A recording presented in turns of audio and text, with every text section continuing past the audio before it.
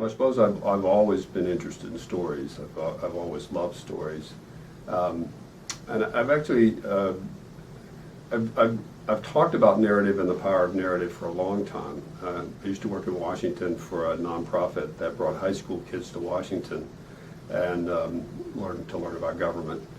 I remember during the Iranian hostage crisis many years ago, we were in a hotel in Arlington, Virginia, where the families of the hostages stayed. And the media would descend on the hotel whenever the families went to the Pentagon for briefings about the status of their loved ones. And what was fascinating to me was that the media learned very quickly that they couldn't get a good story out of most of the families. They would just say, no comment, no comment. But there was one woman who was very critical of what she was hearing. And the press figured that out, and so they would just corner her and pound her with questions until finally she'd say something like, "I just don't think they're telling us everything." Mm-hmm. And then the lights would go off and they'd just walk away because they had the story they were looking for.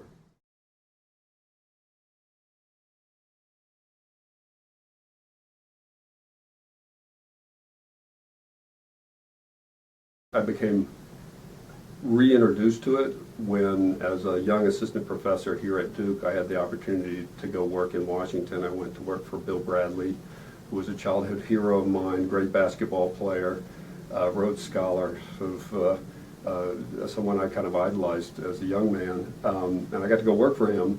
And my job was, I was his foreign policy advisor, but the big issue of the day was the NAFTA, the North American Free Trade Agreement. My job was to get the NAFTA done, to help finish the negotiations and eventually to pass it into Congress. So I was very involved in the politics of this.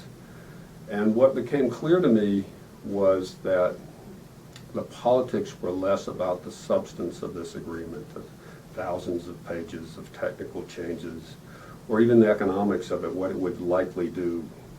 The fact of the matter was probably not going to have much impact on the U.S. economy one way or the other.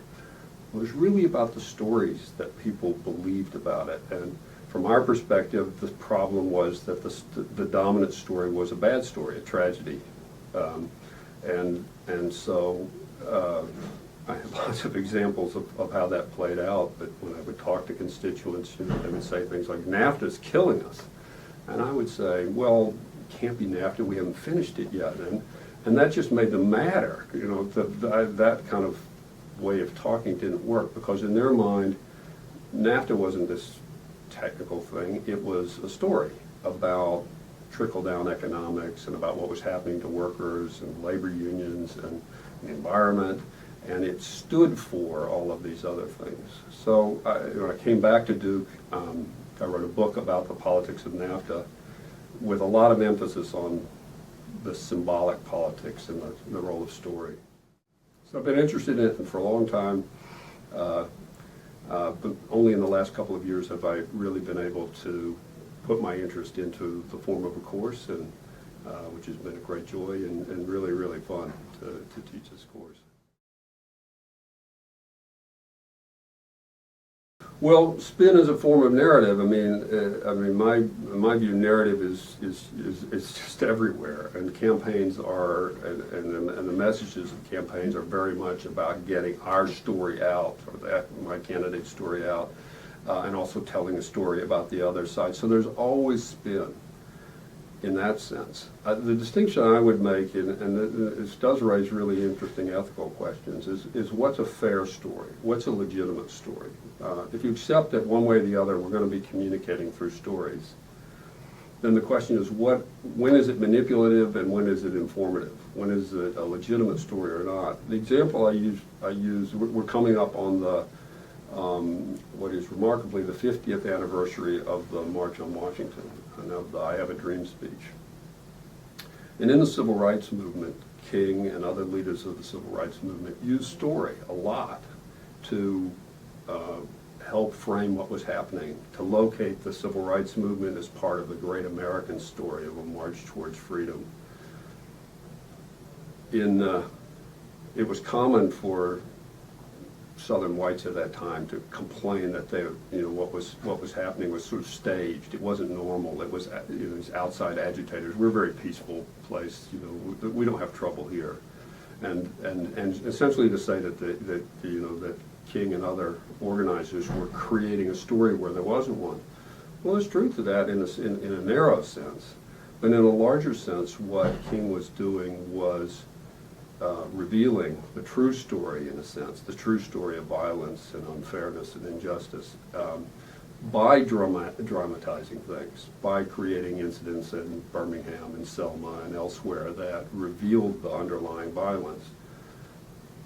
Was that a story? Was that spin? The critics would have called it spin, or they didn't use that language at that time. But it's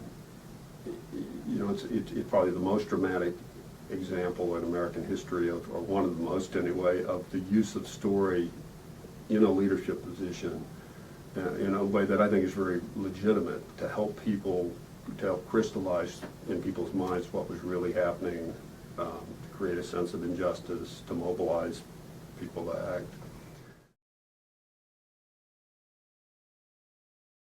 We could pick any issue of the day. We could.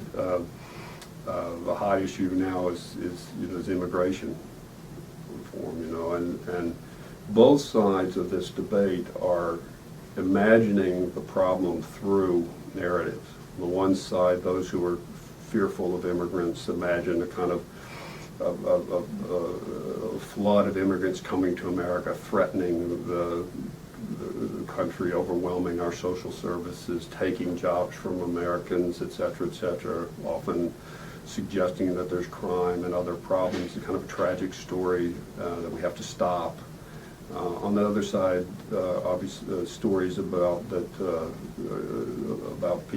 young people who came here, grew up, went to school, and now have had all these opportunities denied to them because they're undocumented. Heartbreaking stories of families torn apart and deported and that kind of thing. So in the politics of immigration, the heart of that are sort of contending narratives about what's happening here, what's at stake.